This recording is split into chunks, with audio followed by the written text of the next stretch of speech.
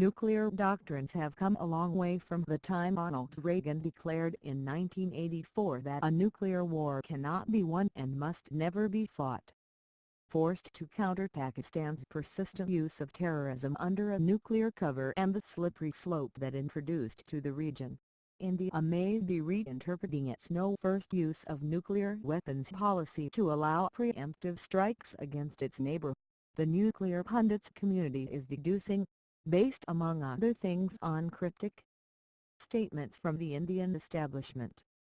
The purported evolution of India's nuclear doctrine towards preemptive first use is primarily based on throwaway remarks made by former Defence Minister Manohar Parrikar last November, wondering why New Delhi should bind itself to a no-first-use policy, instead of saying more cryptically that it is a responsible nuclear power and will not use nuclear weapons irresponsibly. Those remarks, which Parrikar immediately clarified were his personal views taken together with a more deliberative narration in former Foreign Secretary Shiv Shankar Meghnad's memoir that there is a potential grey area as to when India would use nuclear weapons first against a nuclear-armed adversary, has led some nuclear scholars to infer that New Delhi is moving its nuclear doctrine in a new direction. Some of the conjecture was articulated by Vipin Narang, an MIT nuclear proliferation scholar, at a Carnegie International Nuclear Policy Conference in Washington, D.C., attracting attention of domain experts across the world, outlining developments in the subcontinent that had led India to conceive of its cold start doctrine, a punitive conventional strike, only to have it countered by Pakistan's development of tactical battlefield nuclear weapons. Narang said it looked increasingly likely that India may abandon its no-first-use policy and launch a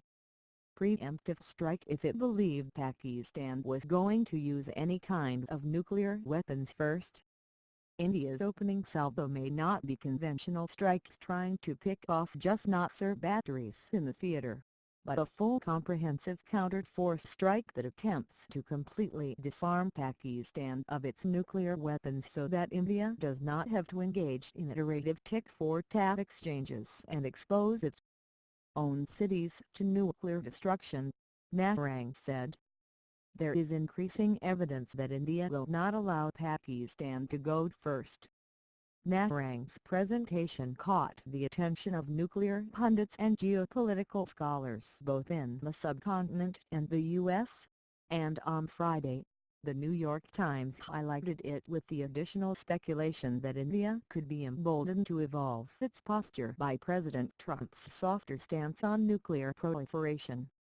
This allowing a preemptive strike against Pakistan would not formally change India's nuclear doctrine, which bars it from launching the first strike, but would loosen its interpretation to deem preemptive strikes as defensive, the paper said.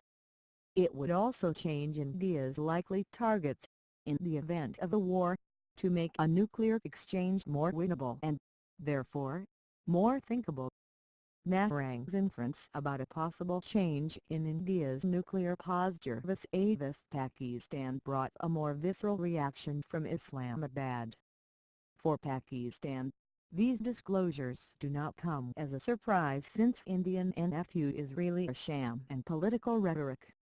Besides, no responsible defense planners anywhere would accept political assertions from the opponent, especially since these are non-verifiable. By spilling the beans, Narang has only validated Pakistan's deterrence policy, former Pakistani diplomat and nuclear negotiator Zamir Akram wrote, outlining and rationalizing Pakistan's full-spectrum deterrence, including a second strike capability, while warning that for every move there is a counter-move.